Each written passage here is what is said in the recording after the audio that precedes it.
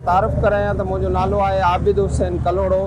मां joint secretary आया high court bar association Larkana जो।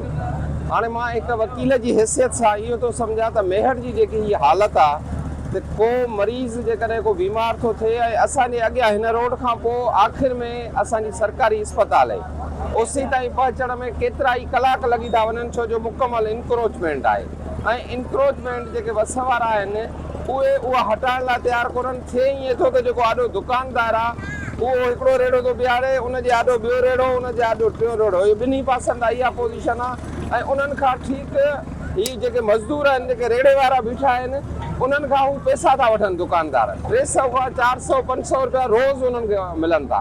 तंहिंजे करे मां इहो चवंदुसि त कानून हरकत में अचणु खपे ऐं जेके बस वारा आहिनि उहे इन शइ खे ॾिसनि त जीअं आम माण्हू आहे पब्लिक न्यूसेंस पई थिए त मजिस्ट्रेट खे बि इन ते ऑटो पाण वठणु खपे एक्शन वठणु खपे।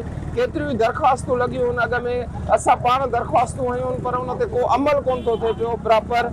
तंहिंजे करे सियासतदान खे बि इन शइ ते ध्यानु ॾियणु खपे त ही जेको असांजा शहर आहिनि उहे साफ़ सुथरा हुजणु खपनि ऐं माण्हुनि खे लंघण में का तकलीफ़ न थिए। ऐं तमामु घणी तकलीफ़ आहे माण्हुनि खे ऐं उहो सिधो फ़ाइदो जेको थिए थो उहो दुकानदार खे थो थिए जेको रोज़ उन्हनि खां रेड़े वारनि खां पैसा थो वठे उन्हनि जे आॾो। तंहिंजे करे सॼी इंक्रोचमेंट थी वई आहे ऐं इहा रुगो हीअ मेन रोड आहे हिन मेन रोड सां एॾी हालत ख़राबु आहे पर जेके लिंक रोड आहिनि उन्हनि जी बि साॻी पोज़ीशन आहे। हर लिंक रोड ते इंक्रोचमेंट आहे तंहिंजे करे हिन इंक्रोचमेंट खे हटायो वञे ऐं जीअं माण्हुनि खे का तकलीफ़ न थिए पब्लिक खे का तकलीफ़ न थिए पब्लिक जी न्यूसेंस न थिए।